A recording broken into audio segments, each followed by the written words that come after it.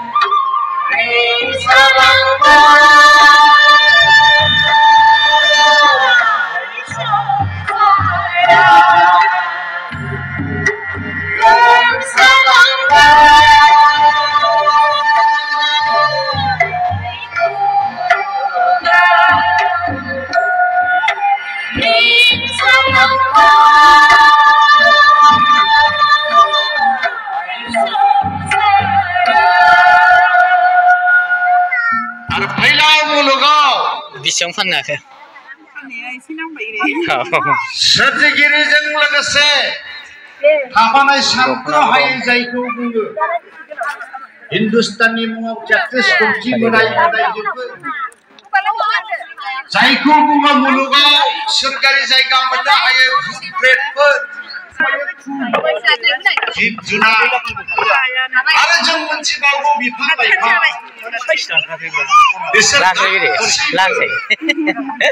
मुगानि खौरां होनानै खोरोम ना आंनि खोमायाव दंफांनि दाननाय गिरिफोरनि खोमायाव राव रायलायफैबाय। बेसेबांनि हरदों बेखौबा? मुलुगनि मोदाय दावदाय जिब जुनार बिफां लाइफां गासिबो गोजोनजोब्बाय। लैथो गेजेराव थांब्ला लैथो गेजेरावबो नोंसिनि रैखागिरि दं। अरन गेजेराव थांब्ला अरन गेजेरावबो नोंसिनि रैखागिरि दं। बै अख्रां रायजो सिला सिगुन सैमा अमा मावजि मोसौ मैसो मैदेर मोसा लख्रा जिब जुनारफ्रा फाननो हादों ना हायाखै? हादों। मोदायफ्रा फैनानै रायलायफैयो आरो बेजों लोगोसे गेदेर जिसु ख्रिस्ट' अनुग्रह दानाय न' दानाय हजरत मोहम्मद आली मोहम्मद जगदात्री सानथ्र' हायै अबतारफोर आरो बेनि अनगायै आं मोनसे धर्म दंबायो 2600 सेराव मानसि जिरायनानै रायलायनाय बायदि रायलायफैयो ओरैजाय माबाबो दं माथो गुद्दरबो दं उन्दुनानै थानायनि सम गैला जनानै थानायनि सम गैला जायखिया आगोल गोरलै थिमथिमनि हेगालि मोनमानि फानथामाव फाननैखौबो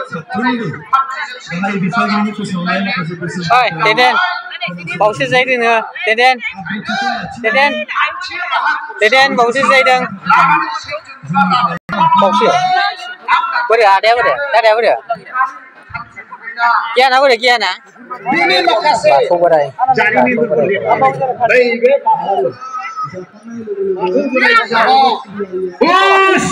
दुइस' नागिरो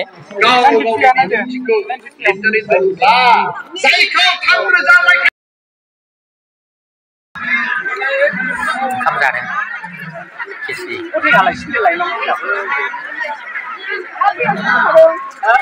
नाजावबाय बैयाव नाजावबाय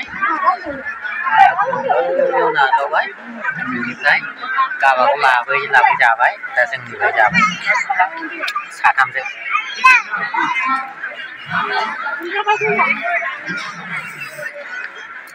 खिसि बेनिफ्राय अमित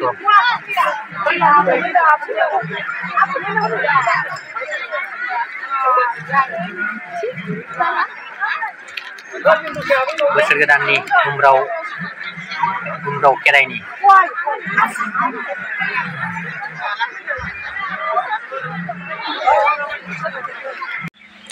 थांनो नागिरबाय लामा हगारथ'वाखै दाबो फोथैजोबनाय बयबो रेडिजोब थांनो नाथाय गैया हगारबानो थांसिगोन हगारबाय थांसै एबार